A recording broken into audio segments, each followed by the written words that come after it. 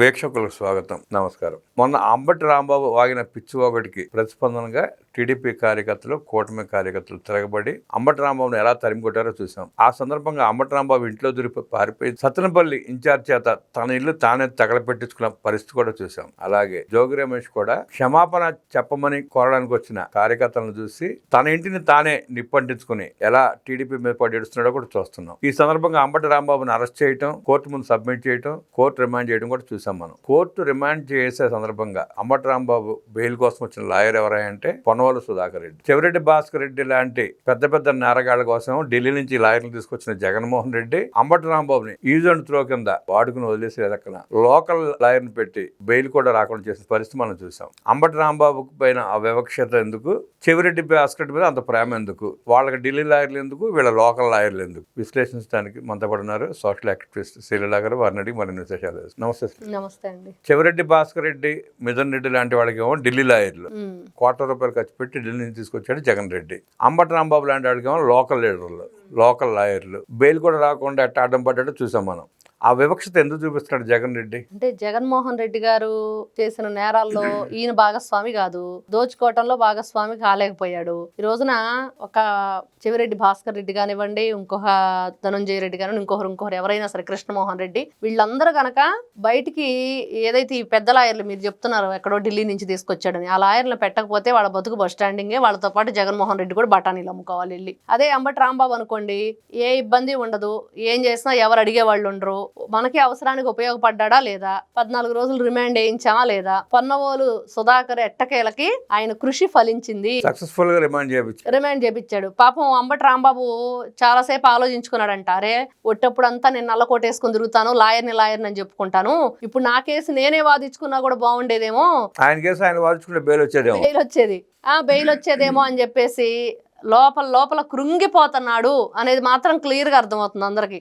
అంటే ఎంతసేపటికి వీళ్ళు చేసిన తప్పులేంటి, మనం చక్కదిద్దుకోవాలి వాటిని అనేది లేకుండా ఈ రెచ్చగొట్టే వైఖరి, రెచ్చగొట్టే ధోరణి. మళ్ళా చూడండి, వాళ్ళ కార్యాలయాలను వాళ్ళే నిప్పి పెట్టించుకోవటం. అదే సత్తెనపల్లి ఇన్ఛార్జ్, వైసీపీ ఇన్ఛార్జ్ వచ్చి తగలబెట్టాడు. మరి అక్కడ చూస్తే పెట్రోల్ బాంబులు అంట జోగి రమేష్ ఇంట్లో. ఆయన జూమ్ చేసి చూపిస్తున్నాడు, ఆ వ్యక్తి ఎవరో తెలియాలిగా, పట్టుకురావచ్చు. వాళ్ళ మనుషుల చేత తగలబెట్టించుకుని బయట ఆరోపణలు. ఇప్పుడు నువ్వు స్క్రీన్ వేసి చూపెడుతున్నావు, ఆ వ్యక్తి ఎవరో తెలిసిద్ది కదా, నీళ్ళ దగ్గరే కదా, మీ నియోజకవర్గమే కదా, మరి ఆ వ్యక్తిని తీసుకురావచ్చు కదా. నువ్వు జూమ్ వేసి స్క్రీన్ మీద చూపేయటం ఎందుకు? జోగి రమేష్ గారి భారీ మాటలు. ఇంకా అసలు వీళ్ళు ఏం చేస్తున్నారు, ఎందుకు మాట్లాడుతున్నారు? గతంలో వీళ్ళు ఎవరైతే ఈ జోగి రమేష్ కానివ్వండి, అంబటి రాంబాబు కానివ్వండి, వీళ్ళు మాట్లాడేటప్పుడు వీళ్ళ కూతుర్లు, వీళ్ళ భార్యలు, వీళ్ళందరూ ఎక్కడికి వెళ్ళారు? ఆ రోజున బుద్ధి చెప్పొచ్చు కదా వీళ్ళకి.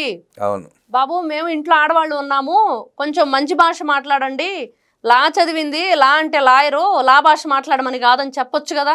అలాంటి లా భాష మాట్లాడి మళ్ళీ ఈ రోజున నన్ను కొట్టారు, నన్ను తిట్టారు అని చెప్పేసి ఏడుస్తూ అరెస్ట్ చేశారు. ఆయనే పాపం అంబటి రాంబాబు శతవిధాల పోరులాడండి, నన్ను అరెస్ట్ చేయండి అని. ఆయన ఇప్పుడు నారా లోకేష్ గారు యువగళం పాదయాత్ర చేసేటప్పుడు ఎన్ని విధాలుగా వీళ్ళు ఆయన్ని ఇబ్బందికి గురి చేశారో చూసాము, ఎన్ని రకాలుగా ఆయన్ని ఏదైతే అనకూడని మాటలన్నీ అన్నారో చూసాము, క్యారెక్టర్ అసాసినేషన్ చేశారో చూసాము. జగన్ రెడ్డి ఇప్పుడు మాట్లాడే సన్నాసులు అందరూ ఆ విషయాలు మర్చిపోయినట్టున్నారు. అప్పుడే చేసినప్పుడు ఆయన రెడ్ బుక్ అనేది నారా చంద్రబాబు నాయుడు గారిని రిమాండ్ చేసినప్పుడు వచ్చింది బయటికి. మరి ఆ రోజున ఏమన్నారు, మేము భయపడం, ఏదైనా చేసుకో అన్నారు. ఈ రోజునేమో వణికిపోతున్నారు. ఒక్కొక్కరు బయటకు వచ్చేసి ప్రెస్ మీట్లు పెట్టడం, వాళ్ళ ఇంట్లో ఉన్న మహిళలతో మాట్లాడించడం. వాళ్ళేమో ఈ రోజున నారా చంద్రబాబు నాయుడు గారు సీఎం, చేసేదంతా లోకేష్ అని చెప్పేసి జోగి రమేష్ గారు మాట్లాడుతుంది. మరి ఆ రోజున నారా చంద్రబాబు నాయుడు గారి ఇంటి మీద కరకట్ట మీద నీ భర్త జోగి రమేష్ 100 కార్లు వేసుకొని మనుషులు తీసుకొని దొమ్మికి వెళ్ళినప్పుడు ఎక్కడికి వెళ్ళింది ఈవిడ? అప్పుడు హారతి ఇచ్చి బొట్టు పెట్టి పంపించిందా? విజయంతో తిరిగి రాని అంటే అప్పుడు మంత్రి పదవి వచ్చిందిగా అని చెప్పి సంతోషపడి ఉంటారు. అలానే ఉంది. వీళ్ళు చెప్పే వాటికి చేసే వాటికి సంబంధం లేనప్పుడు చెప్పే హక్కు వీళ్ళకి లేదు. ఈ రోజున ఏమంటే పిల్లిని కూడా గదిలో పెట్టి కొడితే పులైద్ది. నారా చంద్రబాబు నాయుడు గారు చెప్పారు, మీరు హద్దు మీరొద్దు, మీరు సక్రమంగా ఉన్నన్ని రోజులే, లేకపోతే నా మాట కూడా ఎవరో లెక్క చేయరని. బోసుడికే అన్న పదానికే మీ వాళ్ళకి బీపీలు వచ్చేస్తే అర్థం లేని పదానికి మరి నోరు తెరిచి పేరు పెట్టి నువ్వు వరసలతో సహా బూతులు తిడుతుంటే ఎలా ఒప్పుకుంటారు, ఎలా చూస్తూ ఊరుకుంటారు? పైగా మీ వాళ్ళని ఎదురుగా పెట్టి రెచ్చగొడుతురి, మీరు అసలు మనుషులేనా, రండి రండి రండి అని. మరి చూస్తూ ఊరుకోరు కదా. అందరూ కూడా ఈ రోజున దీన్ని ఎవరు కూడా ఖండించట్లేదు, ఎవరు కూడా తప్పు జరిగింది అంటలేదు. ఇది మాత్రం ఇప్పటి వరకు జరిగింది మాత్రం కరెక్టేననేది ప్రతి ఒక్కరూ కూడా నొక్కి వక్కానిస్తున్నారు. ఎందుకంటే జరిగింది ఏంటో అందరికి తెలుసు కాబట్టి, ఏం చేశారో తెలుసు కాబట్టి, ఏ విధంగా రాజకీయాలు అక్కడ నడిచినాయో తెలుసు కాబట్టి. ఇవన్నీ వదిలేసి మరి ఇప్పుడు జోగి రమేష్ మళ్ళీ ప్రెస్ మీట్ పెట్టి చిప్పు దొబ్బిందా, కొవ్వు గరిగిందా, ఏంటండి ఆ మాటలు? అసలు నువ్వు రాజకీయ నాయకుడువా, నువ్వు మంత్రివా? వాడు మాట్లాడేశాడు. ఇప్పుడేమో చిప్పు దొబ్బింది అంటాడు, అదంటాడు, కులం అంటాడు, బీసీ అంటాడు. ఆ రోజు అమర్నాథ్ గౌడ్ తన అక్కని ఏడిపిస్తున్నారని చెప్పి నిలదీసినందుకు పెట్రోల్ పోసి చంపేస్తే మరి ఆ రోజు బీసీ అని ఎందుకు గుర్తురాలేదు తెలియదు. ఎవరికి గుర్తురాదు? తోట చంద్రయ్యని నరికి చంపుతా అంటే బీసీ అని ఎందుకు గుర్తురాలేదో ఈ జోగిరమ్మ సమాధానం చెప్పాలి. అనేక మంది బీసీ బిడ్డలని ఇష్టాల రీతిగా కొట్టి నరికి చంపి వాళ్ళ ఆస్తులు కబ్జా చేస్తే ఆ రోజు బీసీ అన్న మాట ఎత్తలా జోగి రమేష్. ఇవాళ మాత్రం తన కాడికి వచ్చేటప్పటికి బీసీ కార్డు ఎత్తుతున్నాడు, సిగ్గు శరం లేకుండా. ఒకటండి, ఇప్పుడు నా సామాజిక వర్గం అని చెప్పుకోవాలంటే నీ సామాజిక వర్గాన్ని నువ్వేం చేసావు? ఏదైనా 10 మంది పిల్లల్ని, పేద పిల్లల్ని చదివించావా? 10 మంది కోసం ఏదన్నా ఒక ఇల్లు కట్టించావా? ఇదిగో నా కులం కోసం నేను ఇచ్చేసాను, ఇదిగో నా కులం అని చెప్పేసి గర్వంగా నువ్వు చెప్పుకోవాలంటే ఆ కులానికి గర్వకారణంగా ఉండి పని చేస్తే నువ్వు చెప్పుకోవచ్చు. తప్పులు చేసి కులం పేరు చెప్పుకుంటారు వీళ్ళు.